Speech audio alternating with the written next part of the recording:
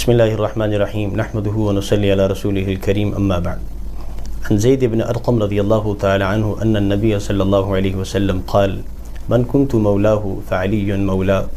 او کما قال صلی اللہ علیہ وسلم رواہ الترمذی۔ یہ حدیث جو میں نے آپ کے سامنے پڑھی ہے، اس حدیث کا شأن ورود یہ ہے کہ حضور صلی اللہ علیہ وسلم نے جب حج ادا فرما لیا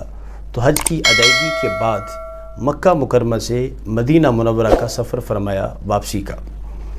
چونکہ سفر ایک دن کا نہیں تھا، کئی دن لگ جاتے تھے مکہ سے مدینہ پہنچنے کے لیے، تو راستے کے اندر کئی مقامات پر پڑاؤ ڈالنا پڑتا تھا، اسٹے کرنا پڑتا تھا، رات گزارنی پڑتی تھی، اور اس طرح سے سفر اپنے اختتام کو پہنچتا تھا۔ تو آپ صلی اللہ علیہ وسلم نے بھی مکہ سے مدینہ کے درمیان کئی مقامات پر پڑاؤ ڈالا، اسٹے کیا۔ ان میں سے ایک جگہ ہے جس کا نام ہے خم۔ وہاں پر ایک تالاب تھا، برساتی تالاب، بارش کا پانی ہوتا تھا تو وہاں جمع ہو جاتا تھا، بارشیں نہیں ہوتی تھی وہ خشک ہو جاتا تھا۔ تو ایک برساتی تالاب تھا، برساتی تالاب کو کہتے تھے غدیر۔ تو جس مقام پر موجود تھا اس مقام کا نام تھا خم، تو اس طرح سے اس تالاب کو کہا جاتا تھا غدیر خم، خم کے مقام پر واقع تالاب۔ اس تالاب کے قریب آپ صلی اللہ علیہ وسلم نے پڑاؤ ڈالا، اسٹے کیا۔ تو وہاں پر آپ صلی اللہ علیہ وسلم نے یہ جملہ ارشاد فرمایا، من کنت مولاہ فعلی مولا، کہ جس کا میں مولا ہوں تو علی بھی اس کے مولا ہیں۔ یہ جملہ ارشاد فرمایا۔ جب یہ جملہ ارشاد فرمایا تو حضرت عمر رضی اللہ تعالیٰ عنہ اور دیگر کئی صحابہ کرام نے حضرت علی رضی اللہ تعالیٰ عنہ کو مبارک پیش کی، ہنیئا لک یا ابن ابی طالب ان تصرت مولا کل مؤمن و مؤمنۃ، کہ آپ کو مبارک ہو اے علی رضی اللہ تعالیٰ عنہ کہ آپ آج ہر مومن مرد اور عورت کے مولا بن گئے، محبوب بن گئے۔ تو یہ بات اتنی متفق ہے، اس میں کسی کا کوئی اختلاف نہیں ہے، چاہے وہ شیعہ ہوں، چاہے وہ سنی ہوں، سنیوں کی کوئی بھی جماعت ہو، دیوبندی ہوں، بریلوی ہوں، اہل حدیث ہوں، بھلے کوئی بھی ہوں، پوری امت اس بات پر متفق ہے کہ یہ جملہ آپ صلی اللہ علیہ وسلم نے ارشاد فرمایا۔ اب اگلی بات کہ اس جملے سے مراد کیا ہے؟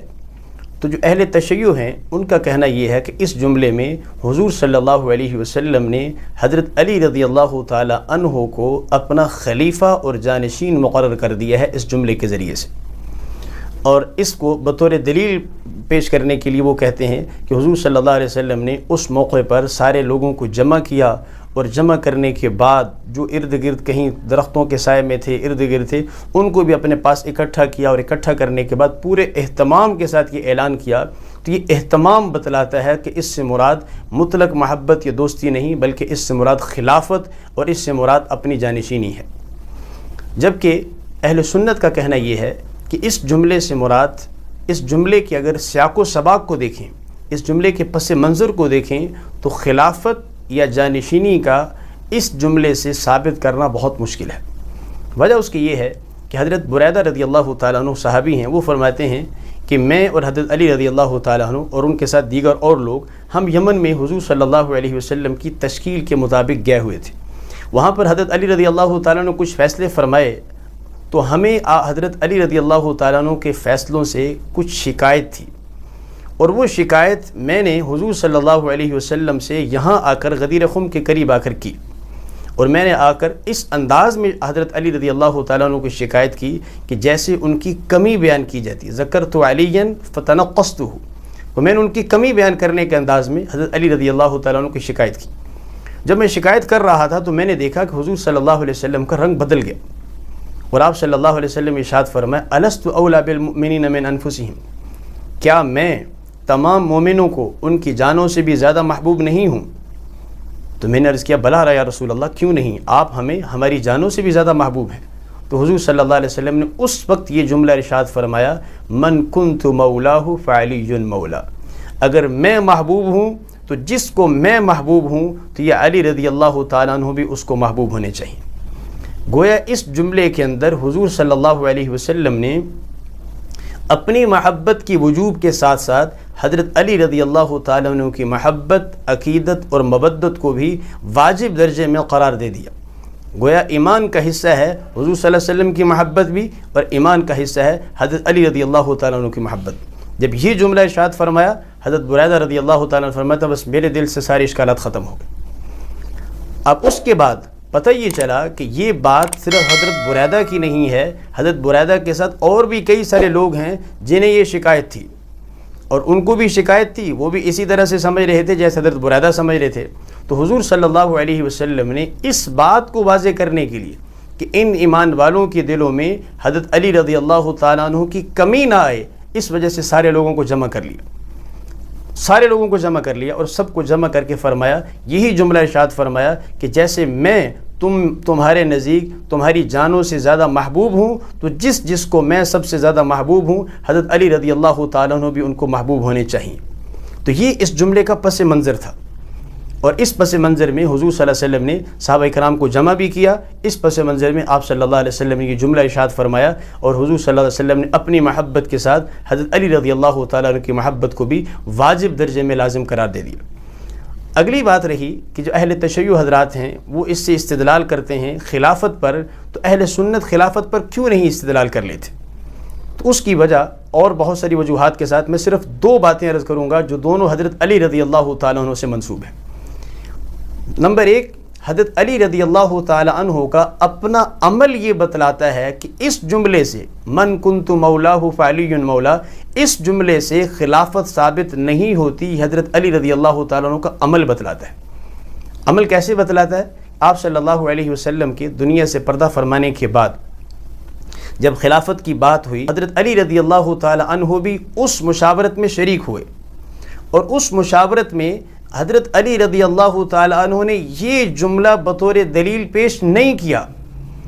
اگر حضرت علی رضی اللہ تعالیٰ عنہ اس جملے سے خلافت سمجھتے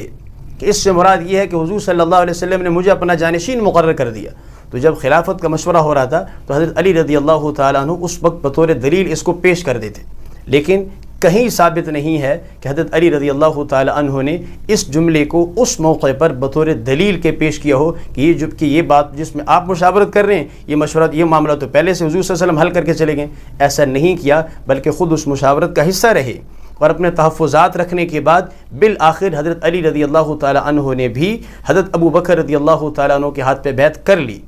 پھر حضرت عمر رضی اللہ تعالیٰ عنہ کو زمانہ آیا، ان کے ہاتھ پہ بیعت کر لی، پھر حضرت عثمان رضی اللہ تعالیٰ عنہ کو زمانہ آیا، ان کے ہاتھ پہ بھی بیعت کر لی۔ تو یہ حضرت علی رضی اللہ تعالیٰ عنہ کا بیعت کرنا یہ خود بتلاتا ہے کہ وہ اس جملے سے من کنت مولاہ فعلی مولا، اس جملے سے حضرت علی رضی اللہ تعالیٰ عنہ بھی خلافت نہیں سمجھتے تھے۔ اگر خلافت سمجھتے ہوتے اور اس کو حکم شرعی سمجھتے ہوتے، کبھی بھی حضرت علی رضی اللہ تعالیٰ عنہ ان لوگوں کے ہاتھ پہ بیعت نہ کرتے۔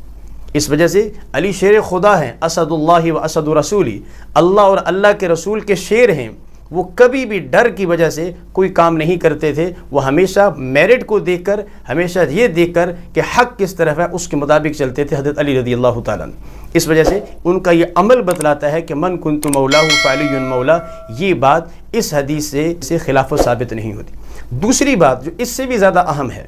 وہ یہ کہ، اور یہ روایت جو ابھی میں عرض کرنے لگا ہوں سنن بہقی کے اندر بھی موجود ہے، حضرت امام احمد بن حنبل رحمۃ اللہ علیہ نے فضائل علی کے اندر بھی اس بات کو نقل فرمایا ہے، اور بھی بہت ساری کتابوں کے اندر یہ روایت موجود۔ حضرت علی رضی اللہ تعالیٰ عنہ کی جب شہادت کا وقت قریب آیا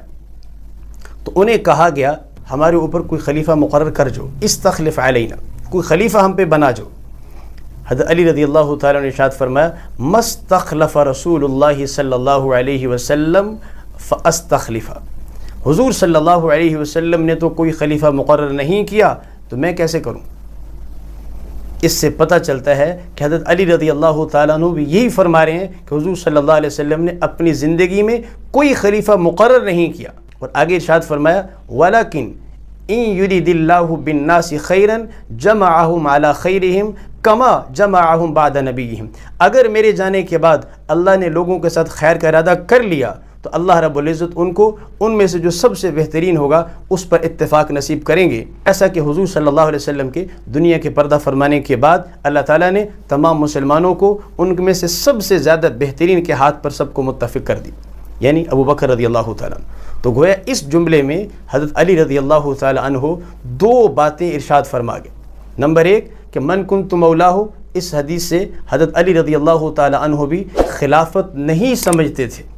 اور نمبر دو حضرت ابو بکر رضی اللہ تعالیٰ عنہ کی خلافت کو حضرت علی رضی اللہ تعالیٰ عنہ سب سے اچھی خلافت سمجھتے تھے۔ امید کرتا ہوں کہ انشاءاللہ العزیز یہ مسئلہ واضح ہو گیا ہوگا کہ غدیر خم کے مقام پر جو جملہ آپ صلی اللہ علیہ وسلم نے ارشاد فرمایا، اس جملے سے حضرت علی رضی اللہ تعالیٰ عنہ کی محبت کو واجب کرنا، اور نمبر 2، جن مسلمانوں کے دلوں کے اندر حضرت علی رضی اللہ تعالیٰ عنہ کی ایک درجے میں کمی آ گئی تھی، اس کمی کو ختم کر کے ان کے دلوں کو شیشے کی طرح صاف کرنا مقصود تھا۔ اللہ تعالیٰ ہمیں حضرات صحابہ کرام کی، حضرات اہل بیت کی محبت، مودت، عقیدت نصیب فرمائے، اور باہم ایک دوسرے کے ساتھ دست و گریبان ہونے کے بجائے ایک دوسرے کو افہام و تفہیم کے ذریعے سے برداشت کرنے کی توفیق عطا فرمائے۔ السلام علیکم ورحمۃ اللہ وبرکاتہ۔